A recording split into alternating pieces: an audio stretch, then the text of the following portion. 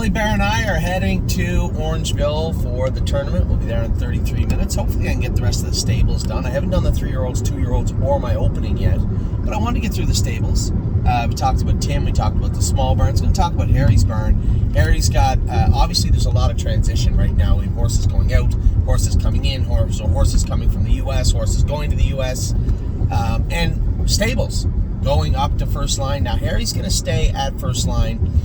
Is going to stay at Tamiko for the time being, just because they don't have our stalls ready in one place for the final stable, and I want to put Harry in that position. I want to put Harry in that spot in that barn.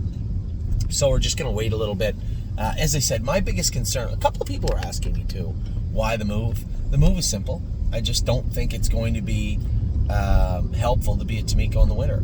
You know, we had a lot of snow days last year. We had a lot of time we were digging out stuff and plowing off the tracks. And at the end of the day, I just don't have time to be doing all that this winter. We have too much on the move, too much on the go to be worrying about plowing off snow and things of that nature. So, taking care of wash racks and hot water. And it's just, we have the biggest barn in Canada. Why are we... Tamiko's handy. It's comfortable because I've been there forever, and maybe in hindsight I wish I didn't put together people to buy it, but it was a lot of money for that property, and I'm not a real estate broker. I'm not a real estate tycoon. You know, we wanted a place where we could have our horses, but at the same token, it had to make sense. That's ultimately why we're leaving Tamiko and moving to first line, is because we are trying to do what's best for our horses, always what's best for the horses. And I'm sorry, but Tamiko Training Center throughout the winter of 2023 will not be what's best for our horses. Not in my estimation. So now, back to Harry's barn. Arches Rainbow coming back in, just come back in out of the field, had some time off. I can't wait to see this filly race throughout the fall into the winter.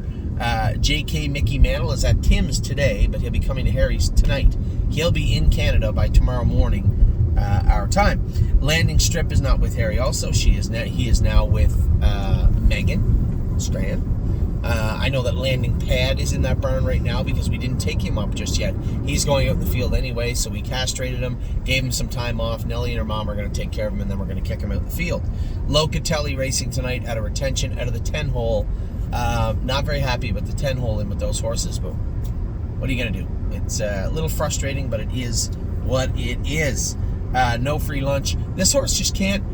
We had his blood better. Good. We were ready to qualify him and start racing him. Drew his blood yesterday. The differentials flipped again. I don't know what is going on. At this point, we're trying to treat him best we can to get him back racing. But if we can't get this horse's blood right, I'm going to ship him somewhere else and get a fresh set of eyes to look at him. And I don't mean Harry. I mean the vets. I know I talked to Mike, our vet. You can only, can you look at this blood work without looking at the horse or knowing what color he is and tell me what's best for him? Virtually what Mike was saying at the start was exactly what we were doing here with this horse. I said, Mike, you're going to have to think outside the box. I said, that's exactly what we're doing, and nothing is working. I don't really know how to revert this differential back, but something's got to get going. He is going to have to school on Tuesday, and we will see what we're going to do after Tuesday. Nothing But a Dreamer has got the Champlain coming up. People saying, what are we doing? So here's the scoop with Nothing But a Dreamer. Similar but different situation with Red Overbach. Little tricky here. We got the Champlain. That's easy. Now, what comes next is a little more difficult. We can race in the grassroots semifinals and the finals. Okay. Problem comes after that, or before that, if you will. Those races take place before the last gold. We only have 1 or 2 points. 2 points, I think, right now in Ontario with Nothing But a Dreamer. If Nothing But a Dreamer races in the last gold and finishes first or second, he should make the super final. If he does not, we will have skipped the grassroots final and semifinal, which goes for less money than the last gold anyway, likely, to race in a gold where we know if we're not 1-2, we don't make the final.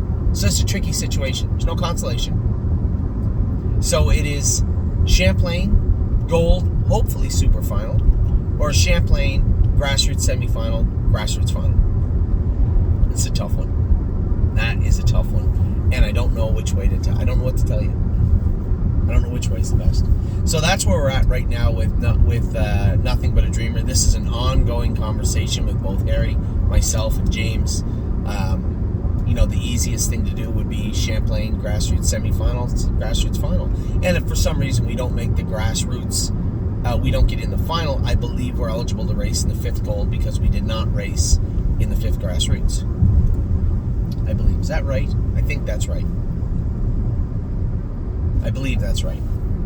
Now, Red Overbach is a little different. We'll get to him at Dominic's Barn. Similar situations, but a little different. So that's where we're at with Nothing But a Dreamer. Nothing's set in stone. I know a lot of people are going to say, you should do this, you should do that. No one knows. I don't know. Harry doesn't know. James doesn't know. I guess the easiest way to go about this, and I think this is the easiest thing to do, let's defer this until after the Champlain. If he looks incredible in the Champlain, it is going to be really hard not to make an argument to be in the 5th gold and the hopefully subsequently the super final. That was dangerous. What that lady did, you never do when you're driving. Plus it's a double line, so does that mean you can't pass? That does mean you can't pass, and she did anyway, and there was a car coming over the hill that was really stupid. Resolute Bay has been incredible. Going to give him a week off this week. I think if any horse on earth earned it, he has. What a mile that was. 54-1. He looked really, really good. And then Sintra races tonight also. I'm going to the races tonight. Your ball game. I don't know if I can catch the 7 o'clock game because I have to speak at Mohawk first in a owner's seminar. But either way, I know you're going to win the first 2 games, right? I'm going to have to beat you up when you get home. Anyway, that is Harry's Barn, Sintra Racing. I can't wait. It's going to be a great night of racing. Going to be a great weekend. Saucer champion. What's that? Gold Cup and Saucer. He is the Gold Cup and Saucer champion, isn't he? Any of you, if you're on Facebook, the coolest thing in the world was, well, obviously the coolest thing was winning the race, but the Grand, so Gold Cup and Saucer is a Grand Circuit event. So they did a new commercial for the Grand Circuit, and that win is in the commercial. It's really, really cool. So, with that, I'm going to let you guys go. I hope you're having a great weekend. How can't you? If you're in Ontario, it is a spectacular day. I'm going to go watch Ollie not kick the ball around. He's going to stay at the back of the plate. He's going to load up. He's going to hit the ball good all day. He's going to pay attention and listen to his coaches. Isn't he? Mm-hmm. That's right. So, talk to all you guys very, very soon.